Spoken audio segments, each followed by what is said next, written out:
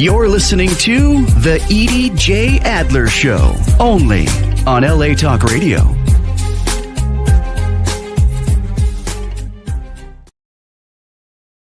Shalom, amigos. Welcome to the Edie J. Adler Show.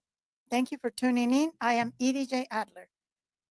Quick reminder, I am a huge, strong supporter of Israel, and I have no tolerance for hate from any side. So if that's what you're looking for, this is not the show for you. We are open to everybody as long as we keep it civil, no name calling, no insults, no hate. With that in mind, I want to tell you a story about a little girl growing up in Mexico City. I was maybe 4 or 5 years old when my mother told me the truth about Santa Claus. I'm going to share that truth with you right now. This is the honest to goodness truth about Santa Claus. You might be shocked, but Santa Claus is actually Jewish. His real name is Chris Kringelman. He works on Christmas Day. One of his reindeer, his favorite reindeer, in fact, is named Blitzen. Do you need my proof?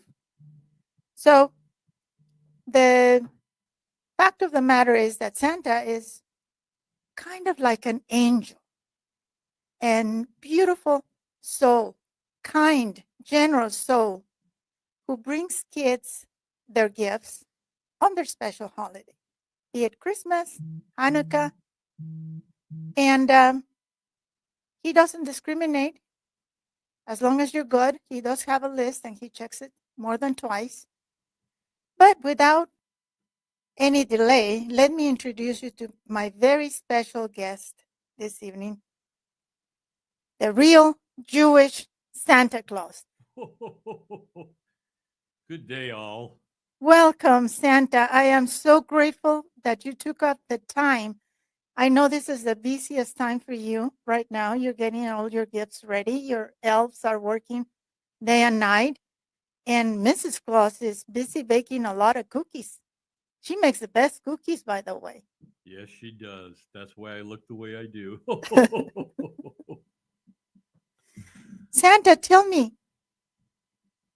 I know you're Jewish, and I know that when you're not working hard in the North Pole, you also are a member of a very important and nice temple in Calabasas, right? That's correct. And guess what, people? He's not only delivering gifts in the high holidays for the Jewish people. Guess what Santa does? He blows the shofar. Yes. How did you come to do that, Santa? Our synagogue formed in 1985, and our first high holy days, the gentleman that was blowing shofar for the synagogue blew it for 2 years while our synagogue was kind of forming and establishing. And in the second year, I was sitting next to him, and Alex came up to me and he said, "Stan," he says, "I'm done." I don't remember how old Alex was, but he says, "It's time for you to start blowing shofar." And I guess I've been doing it now for about 35 years. And I blow either the lamb's horn, lamb's one, or the kudu, which is the African antelope, which is the other kosher one that can be used to blow shofar. I didn't know about that. Shame on me. Santa, I know that kids are always asking for puppies. And you usually don't like to bring puppies because then it becomes a responsibility for the parents. And sometimes the puppy grows up and it's not as adorable and it's a lot of work. And then people send them back to the shelter or just get rid of them. What do you have to say about that, Santa, please? Well, when a child comes up and sits on my lap or sits and talks to me and says, "Santa, what I want for Christmas is I want a puppy."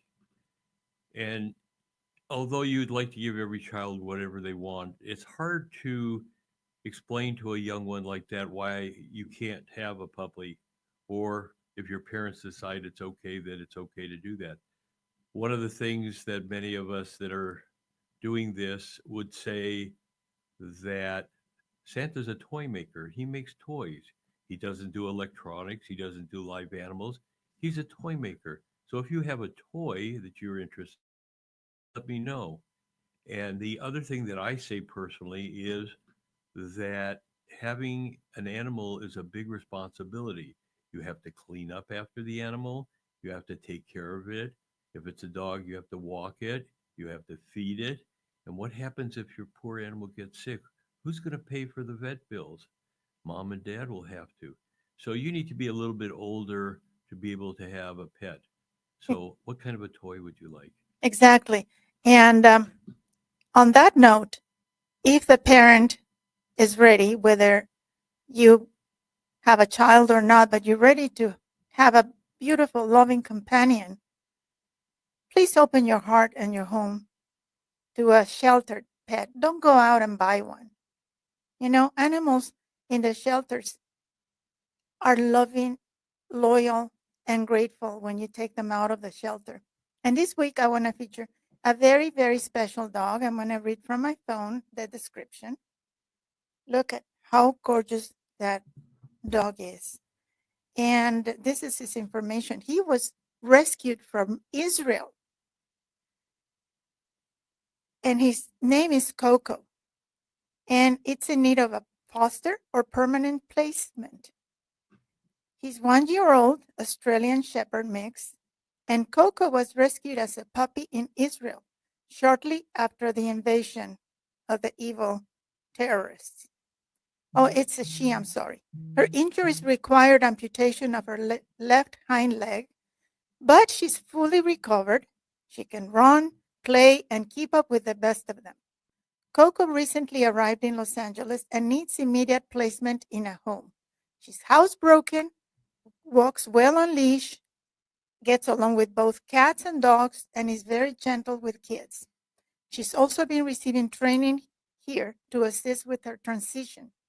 This sweet girl is up to date with vaccinations, spayed, microchipped, and overall very healthy. If I didn't have already 3 rescued, I would I would certainly take this beautiful girl.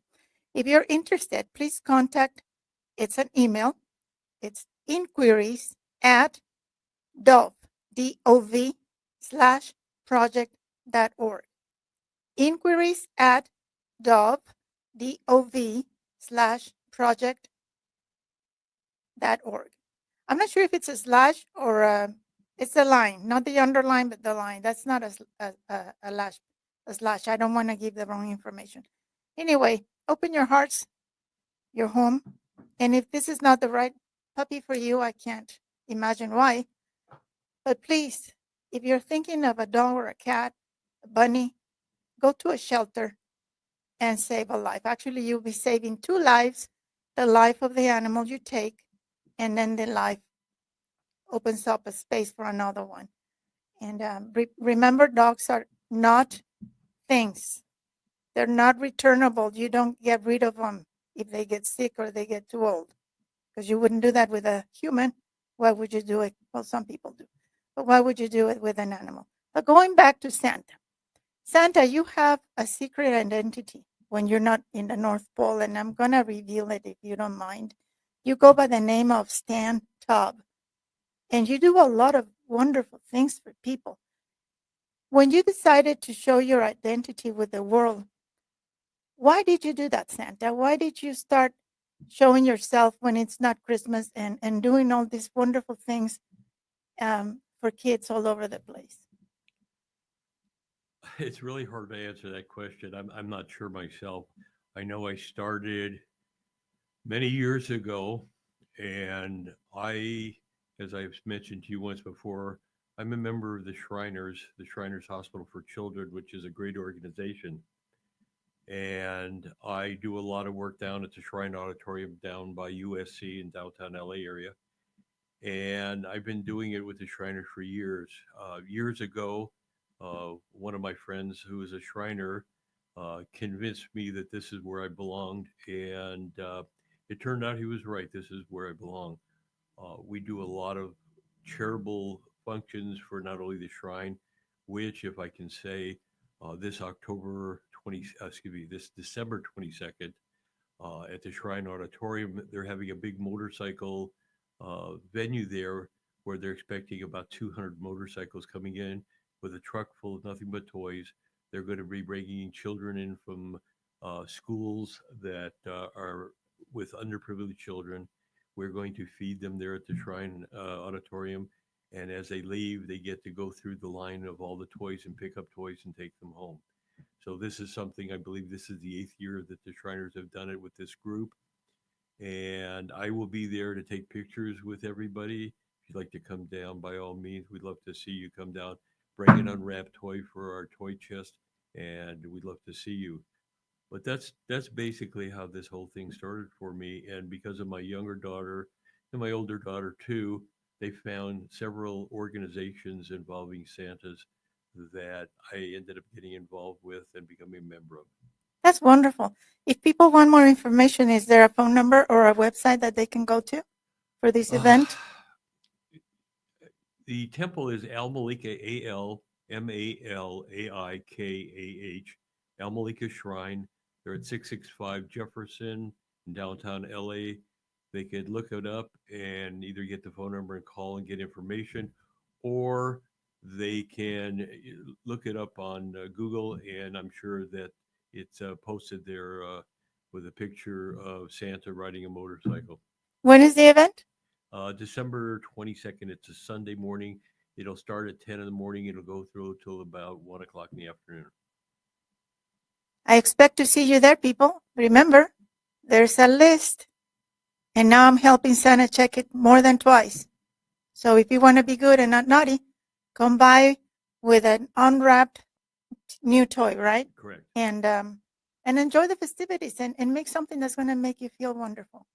It's going to make you feel wonderful. I've done this with other organizations. And when you see the child looking at you with those beautiful, beautiful, grateful eyes, there's no comparison.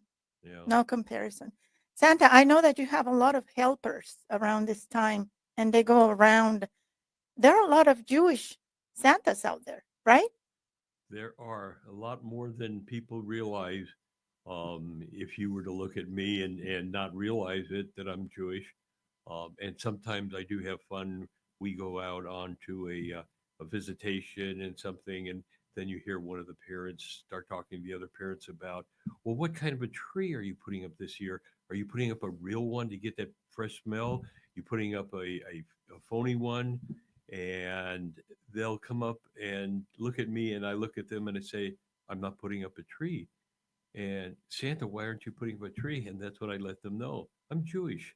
And I get a lot of chuckles and laughs because they think it's very unusual that Santa is Jewish. And I've been doing, like I say, this for years. And I have several in the Los Angeles area. I have one Santa who I'd like to mention. His name is Dana Friedman. Dana is an attorney in New York. Dana was involved and was there during the 9/11, where they had the demolition of the two towers. And he did not know what to do, but he wanted to do something.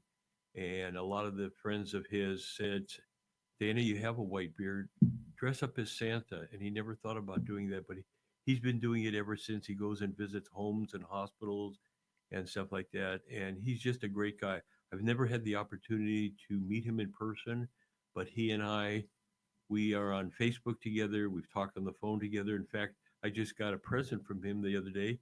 He sent me a scroll that you just unroll, and one side says naughty children and one says nice children. Wow. And so it was a very nice surprise. But there are a lot, it's not only Jewish Santas, but Santas in general. I haven't seen one Santa yet that didn't have a kind heart and wasn't willing to work with and help people. That's wonderful. Yeah. Well, I grew up knowing your true identity, Santa, because my mother told me. And her explanation was just perfect, and you're Jewish, and you're like an angel, and you're so kind-hearted and wonderful that you don't care what religion or race or any other affiliation the child or the parent might be. You just care that they're good people. That's right. And if they're good people, they get rewarded, right? One of the groups that I belong to, we have Santas, all kinds of Santas. Uh, we have one that's black. We have an Asian one. We have Caucasians. We have all kinds that are in there, and they're all just super kind-hearted people.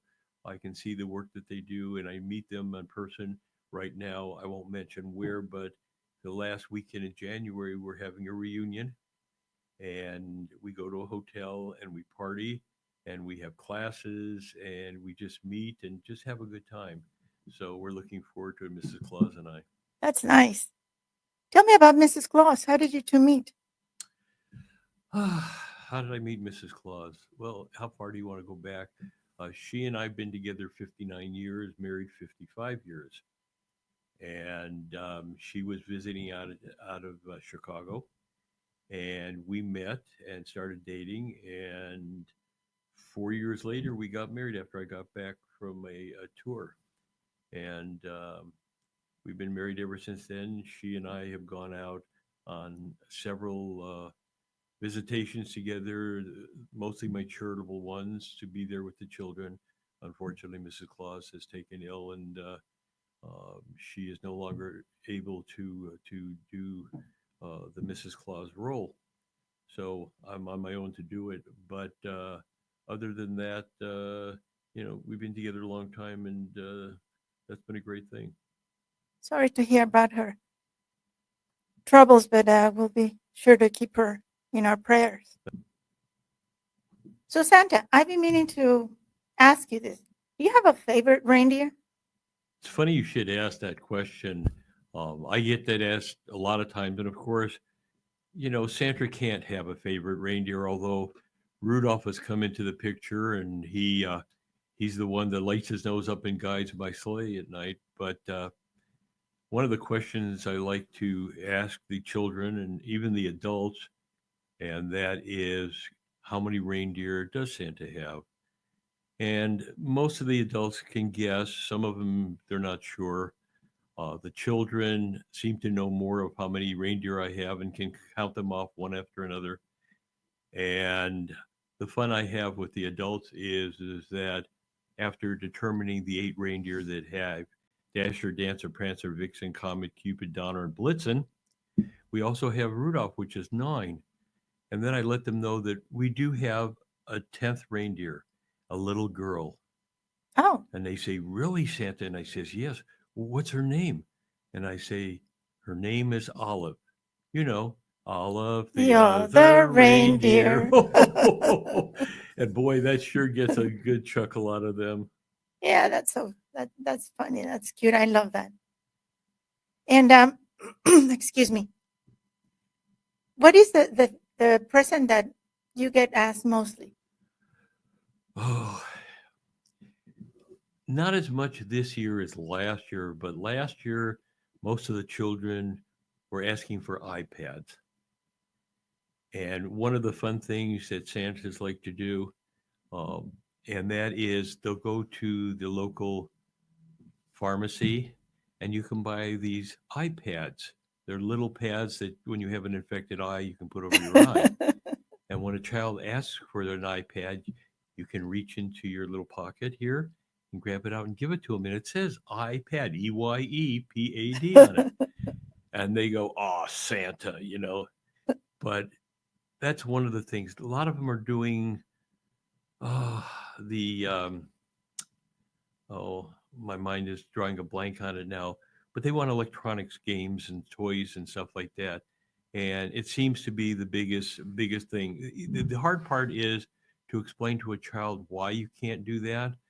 You have to do it understanding, seeing an adult, the parent or the guardian behind them looking at you going, "No, no," that they're not going to be able to do it. So you have to get around that.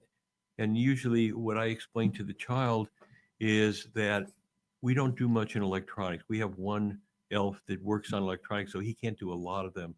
So every once in a while we can find one, but I'm not sure that I'd be able to get you this year. So what I usually tell them is that be understanding that whatever Santa is going to give you, It's going to be something that you're really going to like this year. You're going to have a lot of fun with, and maybe next year we could talk about something else. But usually it's whatever Santa gets you, you're going to like, and they appreciate that. And usually that solves the problem. Yeah. When I was little, I one of my favorite movies is Miracle on 34th Street. Yes. And when I was little, for many years, I used to ask Santa for a house That sounds familiar. because I thought if this little girl got a house, then what? Because we always lived in an apartment. My father wasn't crazy about houses in Mexico, so we always had an apartment. And I was asking for a house because I wanted to have a horse, and I also wanted to know. And I'll ask you this question that I asked my mother when I was little. How come God didn't make smaller elephants for children who live in apartments? They do make them real small, but they're stuffed, just like other stuffed animals. Yeah, no, An elephant. my mom I've said never been asked for an elephant. my mom said, well, they're not pets, they're supposed to live in the wild and with Well, their of own course, it families. depends on what part of the country you live in, what part of the world you live in. Right, Some children in Africa. in Yeah, Africa or around do have elephants that they're close with. yeah, yeah. I love animals, all kinds of animals. Likewise,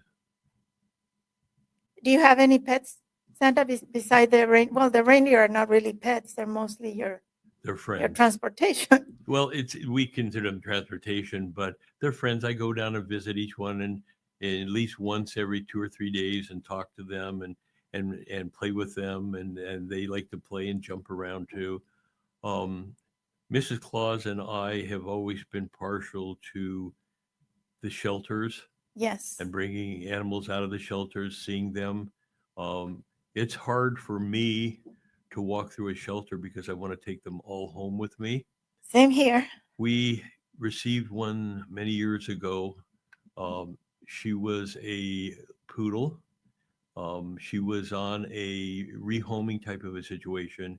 And just the beginning of this year, she had to be put down where I Oh, took her to the vet and held her all the way through to the end. I'm sorry, It was Santa. very, very heartbreaking. But my daughter, my youngest daughter, um, she's always there for me. And not that my other one isn't, but my other one's a teacher, and this one has a different type of a business. So she looked and found a poodle at a shelter in the downtown LA area, and she said, "Dad," she says, "I have one for you."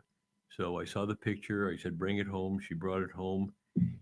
She is my baby. She is. I can't go anywhere, and I mean anywhere, without that dog being underfoot, right by me, not moving anything. Shelter dogs know when you adopt them and how you treat them, and they really appreciate Oh, it. they do. Yeah, Absolutely, they do. We have three. One little blind dog. We have a German Shepherd that was hit by a car, and when they found her, nobody claimed her. And then we have a pit bull who was ready to be put on death row. And I know people think dangerous, and I think the human is dangerous. The human who raises the dog to be a fighting dog or whatever. This people is the sweetest thing. Like you yeah, say, she's always following me around. If I go take a shower and I close the door, she'll wait at the door exactly. and just waiting for me. And she's really, really amazing dog. And people say, well, don't take one from the shelter because you don't know the history. I haven't had a problem with any of my shelter dogs, Neither have I. not even the pit bulls. This is the second one, and they turn out to be really sweet. Very frightened at the beginning, but once they realize they're home and that you love them, they just melt. I see a lot of things on different dogs, pit bulls especially, because they're so misunderstood. And then we just had this one recently where the woman was attacked by a pit bull, and they wanted to have it put down and all that. But it was determined that the woman would go over and kick the gate and throw things at the dog. And the dog was just protecting itself. So it went into the courts. The dog won, and they didn't put Good. the dog down. And they showed picture of the dog with the owner, and the dog was loving and kind and kissing and just the sweetest of dogs. So it depends on how you treat a dog. It's like if you treat a person wrong, and you beat them up and you hit them, and so they're going to react the same way. Absolutely. Absolutely. Definitely. And even my German Shepherd, she tends to be aggressive. I don't know why, because when we got her out of the shelter, she was never aggressive towards us. And but she listens. She Yeah. listens, and she only reacts when she thinks somebody's trying to break in or hurt me, or then she'll react. But usually she's a nice, loving dog. Yeah, I don't know if if either of my two would attack anybody trying to break in, but it's funny that you mentioned that a year ago, May, we had a break in at our house, and the intruder and I got into it, and I almost killed him. It was one of those situations when the police got there, but it's just one of those things. Not all dogs are or have the intuitive to protect the way some of the bigger dogs would do that. Right. So. I think that if they saw your life in danger, I think that more than likely they will react.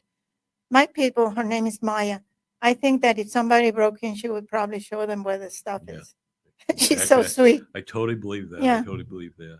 So Santa, you mentioned when we spoke recently, you mentioned that being Jewish, you want to spread Judaism.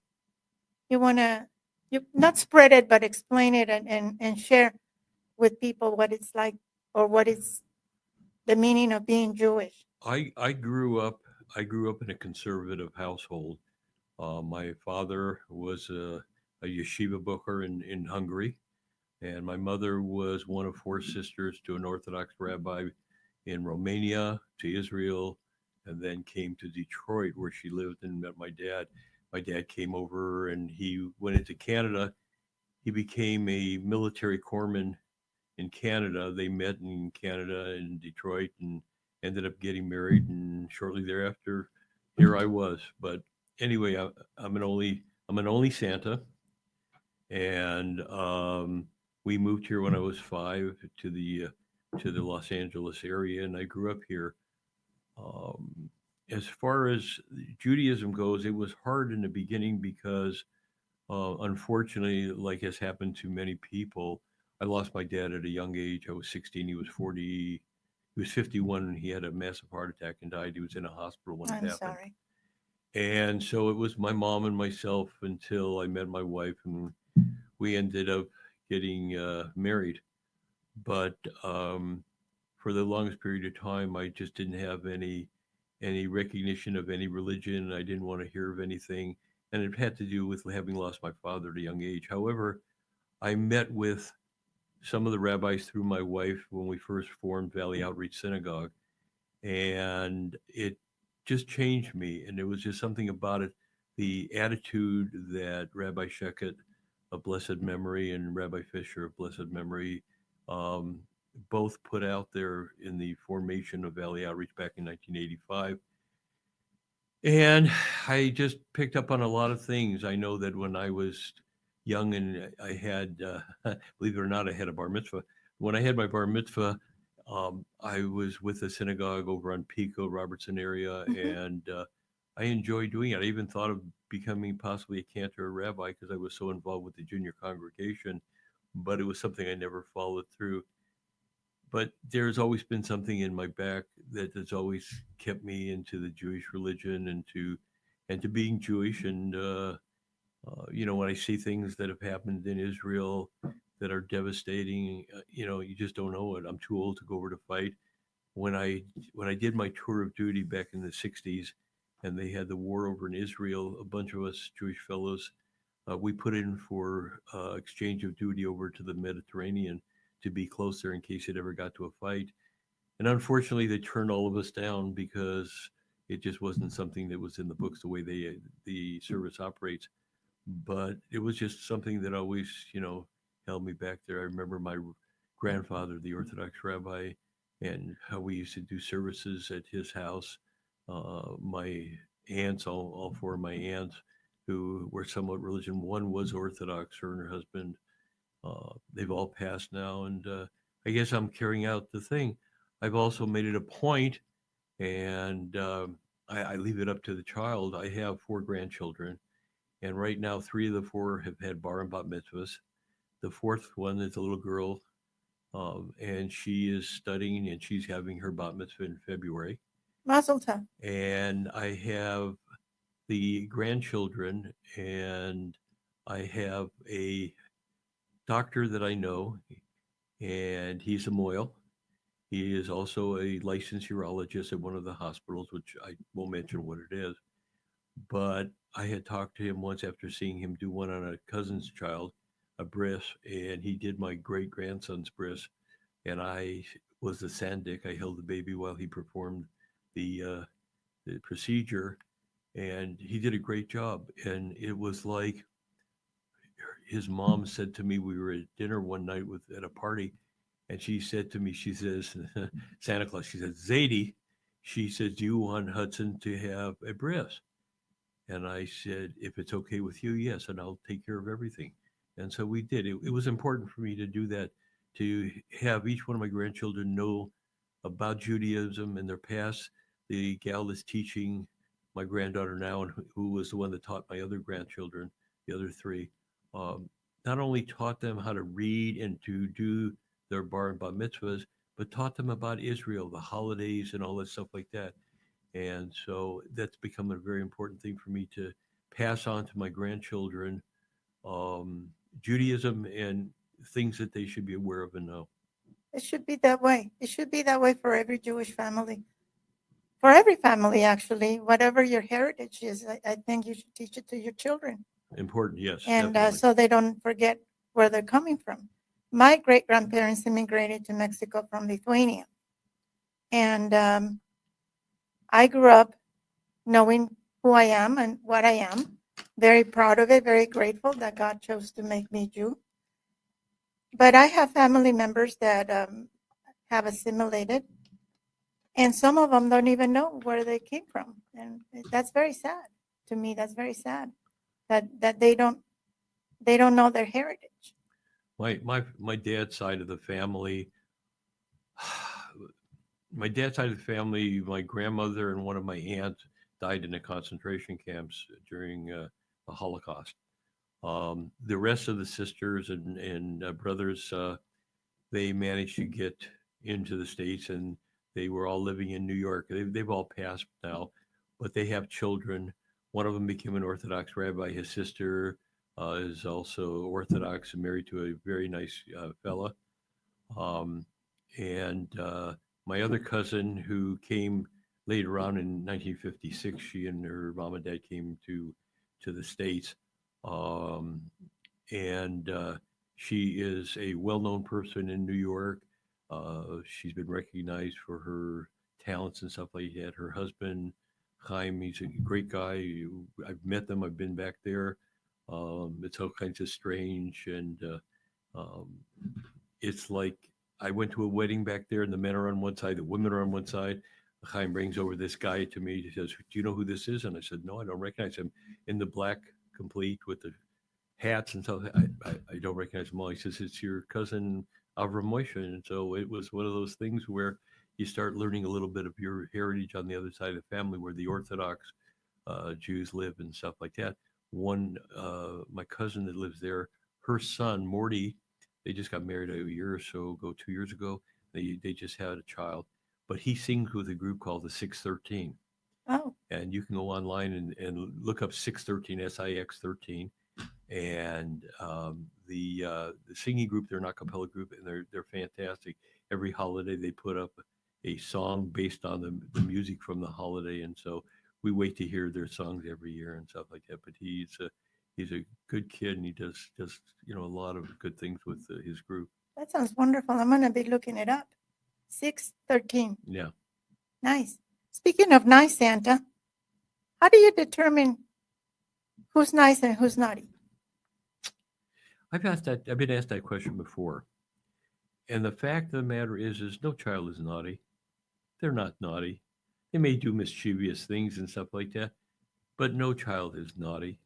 And if there is a problem there, then I think it's the parents' problem to find out what they can do to help and correct what there may be going wrong, and not let the child get over to a point where he does something drastic. Right. Have you ever left a piece of coal in somebody's instead of a gift? No, I've been carrying this one coal around in my bag for a long time, and yet have never left one.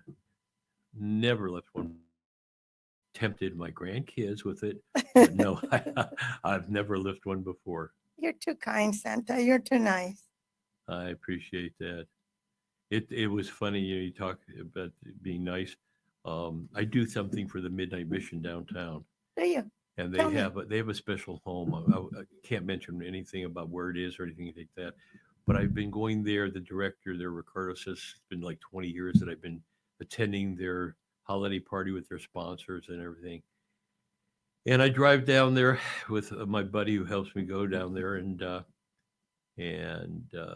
they have all the sponsors there, and they have all the people. They have maybe about 20 apartments there. It's a gated community type of a thing. They have a big yard there next door where they have all the toys and stuff. They do a lot of great things with their families. And um, what they do is at the end there, they talk about Santa, and let's call Santa. He's flying above. I heard he's flying above, and let's call Santa so he knows where to come down and all that. And they start, yelling for Santa, and I come in the back, and and everybody starts yelling and laughing and taking pictures and all. And usually, what happens in the past years, we've gone ahead and we sit down and we talk to them, and then we bring the families up one at a time. There's like about 20 units, and we have a main present for them that we give to the family. We take a picture of Oh, all the family and all. Prior to me coming in, the family, some of them will get up and talk about their experiences. I heard one young lady with her son. She was on the street. She was unable to do anything. They took her in. She's allowed to stay there for 1 year, no more. And at the end of a year, she had gotten her degree, became a registered nurse, had saved an exorbitant amount of money. Her son was going to school, had graduated like in the top of his class, so he was doing good. Because when the kids come home to the housing project, they have tutors sitting waiting for them to bring in each child and work with them on what they've been studying that day and teach them. wow. None of the homes there are allowed to have a television in the house. There's a main television in the main room that if they want to watch, they can come to. But everything is the family unit to grow up as a family and to work with the children. This year, they called for Santa. I came in, everybody took pictures. I was waving Merry Christmas to everybody. And then Ricardo brought me and sat me down on the stage area there. And we were talking, and he started telling everybody about me, who I was, and what I had been doing. And then he presented me with this lovely trophy Oh, with all kinds of stuff written on the bottom of it, nice things about what I had done. And it was a total shock. So, when you talk about doing a lot of things, yeah, I do, but, sometimes you get rewarded other ways. yeah. How lovely. I want to share with you one of my pet peeves, Santa, now that you mentioned Christmas.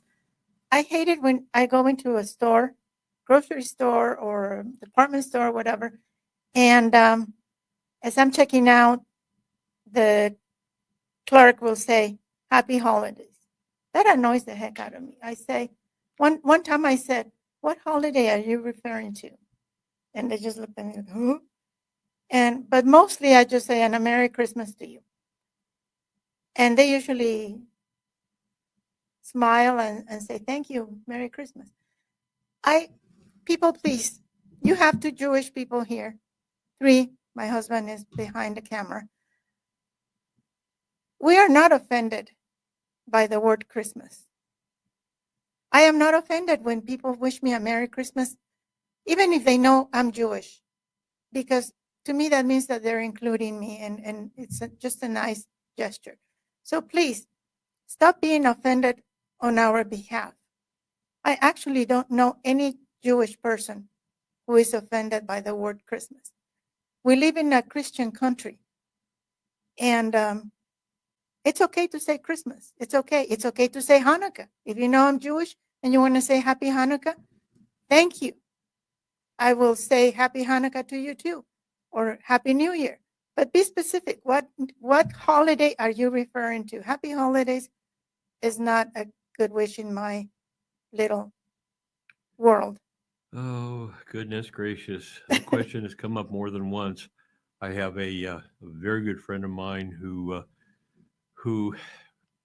we started years ago in the same business, and he used to come to my apartment with my wife and his wife, and we used to have brunch there, and then I used to work with him, coaching him and teaching him uh, the trade that we were involved with, and then we watched football games, and we were very, very close. He ended up going on the road where I stayed here because I was married and he had a divorce. But he traveled all over the country working in all kinds of different places. And one day I was doing a television show with Santa's, and they set up the staging in the Union Hall that I had belonged to at the time, or I had retired from, I should say. And I was talking to the business agent. He was mentioning this guy. He had talked to them, and it was, "You're a Santa." Well, Stan's a Santa too, and he knew that we were good friends. So he contacted me, and I found out later on that it was like twins because although he traveled all over the country for 20, 30 years while I stayed here and worked, he everything that I got involved with, it did. He did. Okay. And besides being Santa, he was a member of the Shriners. Those of you that are familiar with the Shriners know you have to be a member of the Freemasons to be a signer. And so he had joined the Freemasons, the Shriners, the Santas, and I did the same thing. And when the time came that we got back together again and met, we laughed because it was just one of the strangest things. He lived in Idaho. I lived here. He ended up moving to the East Coast, and he lives there now. And we're always communicating with one another. Just sent me a card. He knows I'm Jewish. Sent me a Happy Hanukkah card. That's fine, you know. I Yes. send him a Merry Christmas card. I know what his religion. I do that. But to meet a person in a cash register situation where you're going, um, I don't, I don't feel any different whether they say Merry Christmas or whether they say Happy Holidays or what. Sometimes they're told what to say by the management and Right. not allowed to really, say Merry Christmas. I know that I did for several years. I did a thing for a TV series that would do a yearly thing. They would meet every Friday for 3 or 4 Fridays, going to different places collecting toys for children. And I showed up there one day, like, this is Santa, and the gal that's in charge, who just retired, by the way, from this TV station. Um, she and I became kind of friends and acquaintances. And when I would show up, she would always give me a hug and stuff like that. And I donated like 8, 10, 12 hours of my time there for free, helping with the bringing in of. But when it came time one year, I told her that I was going to come. She says, "Well, we got word from the station that they're concerned about Santa because Santa's a Christian religion thing and they don't want to do this and this stuff like that." And I said, "Okay, so understand that you're not aware of or knowing that I'm going to be there. But if I show up as Santa bringing gifts, you're not going to throw me out." She said, "Well, of course not." And so that's what I used to do. I used to bring 3 or 4 gifts and bring it in there, and I used to stick around for the rest of the evening with them, and did a lot of you know freebies, shall we say, pro bono stuff, and Yeah. talk Yeah. to all the kids that used to come in with their parents and bring toys for the kids. I just feel that a happy holiday thing is another attempt to erase history and to erase religion. And the way I I want to say understand something. it, I want to say something. yes, I want to interrupt you. yes, If somebody knows that you're Jewish, okay, it's okay. Say Happy Hanukkah. yes, If they look at you and they say, "I can't tell if he's Jewish. I can't tell."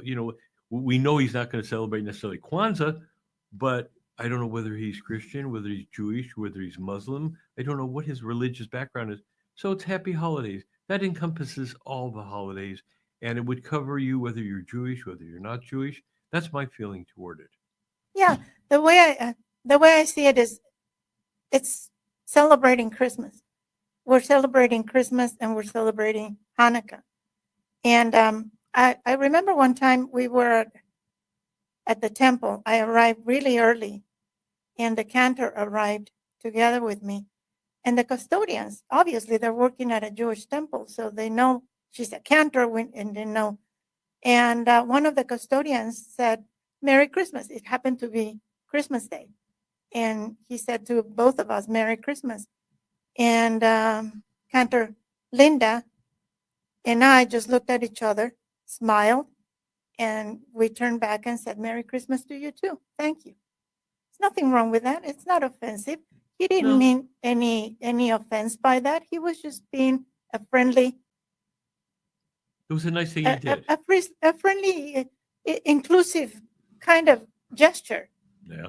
and It was a yeah, nice thing he did, yeah, and he wasn't doing it to be rude or or anything malicious or anything exactly like like that. that. No, no, no, no. Whether whatever he said, Christmas, holidays, uh, what would it have been if you turned to him and said Happy Hanukkah? I mean, I don't know Yeah, how, just whatever. It shouldn't bother anybody. I do that too sometimes. I do say Merry Christmas, Happy Hanukkah, and Happy New Year, and then they laugh and they say, "So everything's covered, yeah." Yeah, but you Yeah, got to add exactly. Kwanzaa. You got to start adding Kwanzaa now. Kwanzaa's only been around for I don't know how many years. It's been very short. Yeah, I looked it up one time. We were talking about it, and they were mentioning how Kwanzaa had established, and I don't remember it exactly, yeah, but I remember them talking about it. And, okay, so no big thing, yeah. like you said, Happy Holidays covers everything, or if you want to say Merry Christmas, Happy New Year, Happy Kwanzaa, yeah, covered everything. Yeah. Santa, do you remember a particular child that left an impression on you in your heart? Ooh, I remember a particular situation. I've had a few, but this one in particular stands out. I have a friend who's an officer with Topanga Police Department. His name's Duke. And Duke and I talk every year just before Christmas. This year, we haven't had a chance to talk, but if he wants to call me and you hear this, Duke, you know who you are, give me a call. And we go do things. We've done things where um, a woman wrote to, uh, I think it was to the LAPD to him, that I see you talking to Santa. I'm a widow. I'm handicapped. My washing machine blew out. And do you think Santa could bring me a washing machine for Christmas? It can be a used one, just something that I can use. I can't go to the laundromat. I have to find somebody that'll take me and stay with me and all this. And Duke, out of his own money, bought a washing machine from Fry's when they were Hmm. at cost. Some people ended up, I understood, giving him some money to help him pay for it. He took his buddy's red truck, put the thing in the back of the red truck, picked me up, and we went and delivered it. And we were on Channel 4. There's a video of us delivering it to her on Channel 4. That was one of the things. But this is the type of work that this officer does, and I've seen a lot of other things where he does it. But in particular, he was born in Vietnam and he came to the United States. And the school that he went to, the elementary school, he helps that elementary school because what they did for him. And I won't mention the store. I don't think I want to mention it, but he gets a large um, amount of money from them donated. And he turns around and he changes it over into $100 gift cards. Huh. And he goes to the school and he talks to the principals, and they get 25 children from that school who are underprivileged.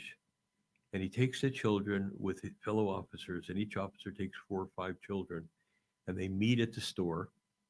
And each officer takes off with 4 or 5 children. They have their baskets, and they have that $100 card to spend any way they want. They can buy themselves anything they want because that's something that he does for them. And the fellow officers over at Topanga Division help him do this. And I'm there walking around with them, and people are flipping when they see Santa there and all, along with trying to figure out what the officers are doing. And the things that I got from a lot of these children were, so what are you buying? Well, I'm getting this for so and so. A lot of the children were spending the money not for themselves, but they were buying for their relatives, for their friends. And it was just such a heartfelt thing to see these children not necessarily thinking about what kind of great toy I'm going to buy myself with this, but what they could buy for their Yeah. parents or their brothers and sisters or very close friends.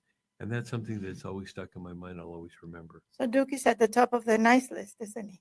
Oh, they definitely made the nice list. Yes.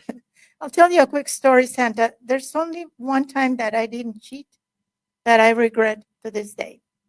I was working at a Spanish language radio station, KALI, Radio Cali, and I dressed as one of your helpers. And we had another one of your helpers go. We went to this particular store and we held a raffle. And one of the things we were raffling was this huge Santa's stocking filled with all kinds of goodies that the store had provided, and we had other gifts, and there was no purchase necessary. We just gave away the tickets. So when we were conducting the raffle, there was one little boy that was so excited for the raffle, and I could have cheated because I knew where his ticket had landed. Yeah. I knew the ticket, and I was the one grabbing the ticket. And I could have cheated, and I decided I wasn't going to cheat. So I took out a random ticket. The person won, and then the little boy came up to me and said, "Oh, it's too bad I didn't win that. My mom and my sisters would have been so happy." I regret it to this day, Santa. Is it ever okay to cheat? You didn't get the cold that year, did you? Yeah, yeah. It was the right thing to do, and deep down, you know in your heart that it was the right thing to do. Although you would have loved to have been able to work with the child and help the child out. When you mentioned that, it reminds me of a TV series where they had a raffle, and it wasn't a raffle that they were supposed to do, and the winning ticket they taped to the bottom of the bowl so that the person reaching in Oh, could go to the bottom bowl and pull it out. oh, that's not And the nice. person that won it was the priest. And of course, the priest couldn't do what was suggested on the raffle ticket, but it was just one of those funny situations Oh, where but you did the right thing. okay, Santa. That makes me feel a little bit better. Yeah. I want to ask for, I have a lot of things that I want to ask. I have a lot of things to be grateful for. My husband, my friends, my family, my pets, having finally met you personally. I'm grateful for so many things, but I have one thing that I want to ask for this Christmas or this Hanukkah. My friend Dennis Prager, as many of you know, had a very serious accident. Oh, I didn't know. His mind is sharp as ever, but his body is fighting. And he's in very good hands as far as doctors go. But he needs all the prayers he can get. And I want to ask for everybody to pray for his health. And Santa, if I could have a special gift this Christmas, it would be that he recovers his health fully, a complete refuah shlema. That's what I want for Yeah. him. I know Dennis. I've watched him on TV before and stuff like that. I did not know of this accident or what had happened to him. Um, I do believe because I've experienced it where my daughter, my youngest one, was in a coma for 23 days, and it was on a Friday night, and they thought they were going to lose her, and the rabbi, I think it was Rabbi Fisher, knew of this, and they mentioned something at the synagogue, and they did a prayer that Friday night with all the members of the synagogue mentioning her name, and she turned around the next day. Thank you, Santa. I believe prayers do work. They do work. And I want to thank you for being my special guest. My for, pleasure. For all the goodness and all the joy you spread throughout the year, not just in the special Christmas, Hanukkah holiday season.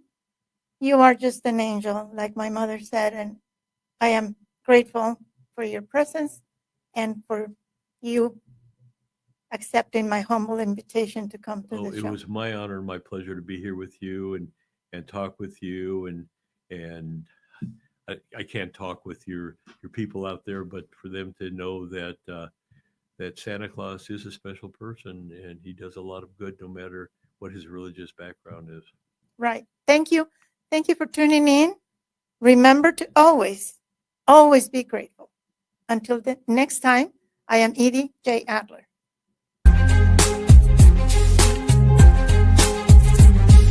You're listening to The Edie J. Adler Show, only on LA Talk Radio.